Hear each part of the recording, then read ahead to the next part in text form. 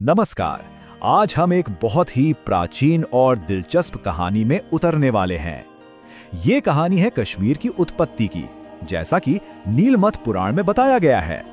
और यकीन मानिए, ये सिर्फ एक जमीन के टुकड़े के बनने की कहानी नहीं है, बल्कि ये एक दिव्य भूगोल के निर्माण की कथा है। तो चलिए शुरू करते हैं। अच्छा, तो इस पूरी कहानी की शुरुआत होती है एक बड़े ही अनोखे सवाल से। महाभारत का युद्ध खत्म हो चुका है और राजा जन्मेजय अपने गुरु वैशंपायन से पूछते हैं, गुरुजी सब तो ठीक है, पर एक बात समझ नहीं आई, इतने बड़े युद्ध में कश्मीर के राजा क्यों नहीं थे? और बस इसी एक सवाल का जवाब हमें वक्त में बहुत बहुत पीछे ले जाता है, एक ऐसी कहानी की तरफ जो महाभारत के युग से भी कहीं पुरानी है। तो वैशंपायन समझाते हैं कि देखिए, बात ये थी कि उस समय कश्मीर के राजा थे गोनंद, जो जरासंध के काफी अच्छे मित्र थे।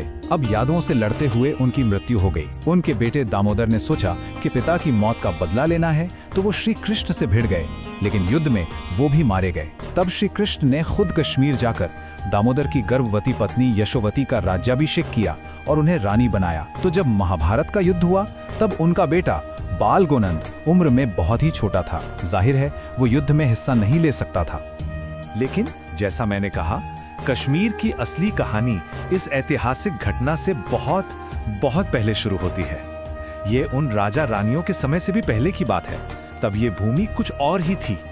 जरा सोचिए, आज जहां इतनी खूबसूरत वादियां हैं, ऊंचे ऊंचे पहाड़ हैं, वहां हजारों लाखों साल पहले सिर्फ पानी ही पानी था। एक बहुत विशाल गहरी झील, और इस झील का एक खास नाम भी था, सती सरस।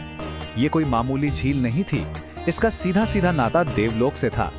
नीलमत पुराण के मुताबिक सती सरस असल में स्वयं देवी पार्वती का ही भौतिक रूप थी। मतलब वो पूरी झील ही देवी का शरीर थी। ये एक बेहद पवित्र स्थान था और ये प्राचीन नाग जाति के लोगों का घर भी था, उनकी शरण स्थली। पर इस शांत और दिव्य जगह पर एक बहुत बड़ा खतरा मंडरा रहा था। एक ऐसा खतरा जो इसी के पवित्र जल से पैदा हुआ था। कहानी कुछ यूं है कि इंद्र ने संग्राह नाम के एक असुर का वध किया था, पर उसका बीज पानी में जा गिरा और उसी बीज से जन्म हुआ जलोद्भव नाम के एक दैत्य का।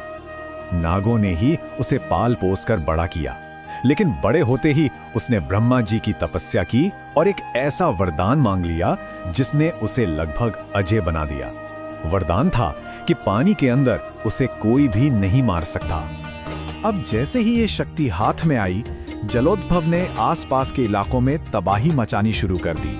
उसका आतंक ऐसा फैला कि उसने दारवा, भीसार, गांधार, शक और खस जैसे कई राज्यों को उजाड़ कर रख दिया। हर तरफ हाहाकार मच गया था।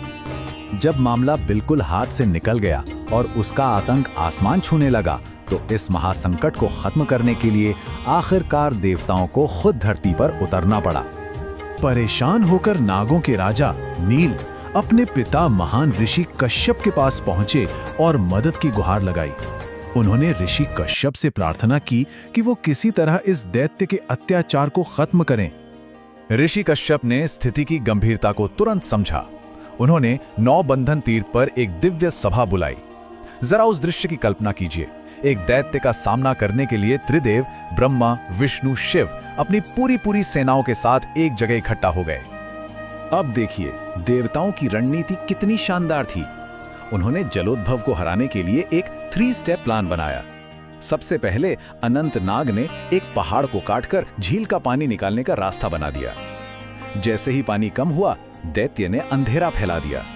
तो शिव ने सूर्य और चंद्रमा को अपने हाथों में उठा लिया, जिससे हर तरफ रोशनी हो गई। और आखिर में जब दैत्य बेबस हो गया, तो भगवान विष्णु ने अपने सुदर्शन चक्र से उसका वध कर दिया। इस महायुद्ध के बाद उस जगह का नक्शा हमेशा हमेशा के लिए बदल गया। एक विनाश से एक नए सृजन की शुरुआत हुई। जैसे ही सती सरस का सारा पानी बह गया और जलोद्भव का अंत हुआ, उस विशाल झील के तल से एक खूबसूरत, हरी भरी और उपजाऊ घाटी बाहर आई। और यही घाटी आज कश्मीर के नाम से जानी जाती है। घाटी तो बन गई, पर अब एक नई समस्या सामने आ खड़ी हुई।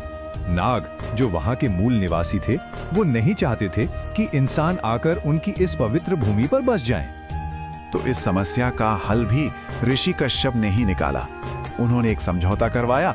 इसके मुताबिक गर्मी के 6 महीनों तक इंसान वहां रहेंगे, खेती बाड़ी करेंगे और सर्दियों के 6 महीनों के लिए वो जगह पिशाचों को दे दी जाएगी। ये एक श्राप का ही बदलावा रूप था। तो नीलमत पुराण हमें यही बताता है कि कश्मीर सिर्फ एक जमीन का टुकड़ा नहीं है, ये देवी पार्वती का शरीर है, देवताओं की कर्म भूमि है और एक बेहद पवित्र स्थान है। यहाँ की हर नदी, हर पहाड़, हर झरना अपने अंदर एक दिव्य कहानी समेटे हुए है। ये कथा हमें याद दिलाती है कि कुछ जगहों का भूगोल सिर्फ मिट्टी, पत्थर और पानी से नहीं बनता, बल्कि कहानियों, आस्था और दिव्यता से बनता है।